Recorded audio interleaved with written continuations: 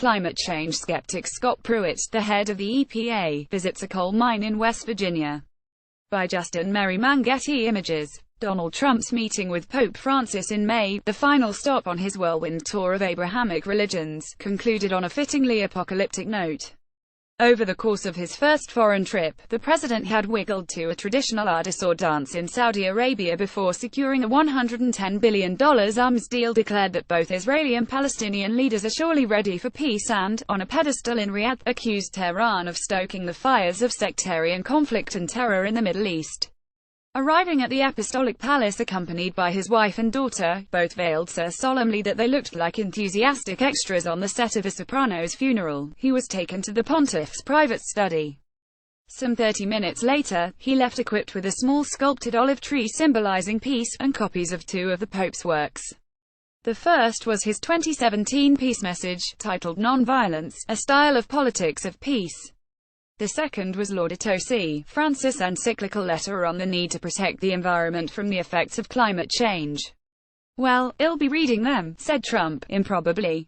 The Pope's warning apparently had little impact on Trump, who announced 1 week later that he would be withdrawing the United States from the Paris Climate Accord, a landmark commitment to reduce global carbon emissions in the hopes of avoiding planetary catastrophe.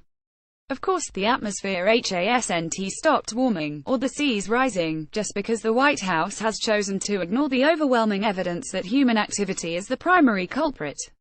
According to a government report that was leaked to the New York Times, average temperature in the U.S. have risen rapidly since 1980, and recent decades have been the hottest in the past 1,500 years. Evidence for a changing climate abounds, from the top of the atmosphere to the depths of the oceans, reads the congressionally mandated report, which was drafted by scientists spanning 13 federal agencies. The National Academy of Sciences has signed off on the paper, and it is now awaiting approval from the Trump administration. According to the Times, scientists fear that the Trump administration could either alter or suppress the findings, and for good reason. The notion of the president's team signing off on such a report seems about as plausible as the president having read the Pope's manifesto.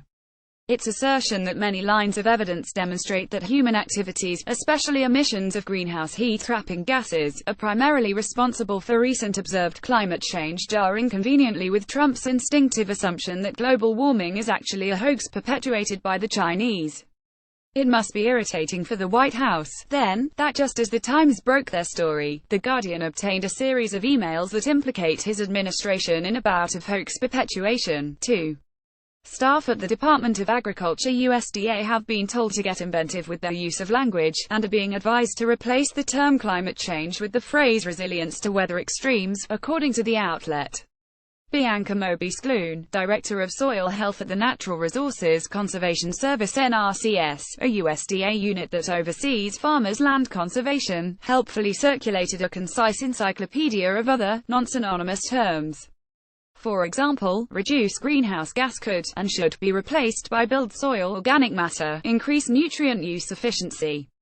Sequester carbon is no longer wholly appropriate, so staff should now refer to build soil organic matter. We want to change the modeling, just how we talk about it. There are a lot of benefits to putting carbon back in the soil. Climate mitigation is just one of them, she wrote in an email to staff on February 16, referencing advice from a colleague from the USDA's public affairs team to tamp down on discretionary messaging right now. Still, her note was not all negative. References to economic growth, emerging business opportunities in the rural U.S. and improved aesthetics should be tolerated if not appreciated by all. In another email to senior employees on January 24, just days after Trump was inaugurated, Jimmy Bramblett, Deputy Chief for Programs at the NRCS, said, "It has become clear one of the previous administration's priority is not consistent with that of the incoming administration. Namely, that priority is climate change. Please visit with your staff and make them aware of this shift of perspective within the executive branch." He added that prudence should be used when referring to greenhouse gases, and that existing work on air quality regarding these gases could be stopped.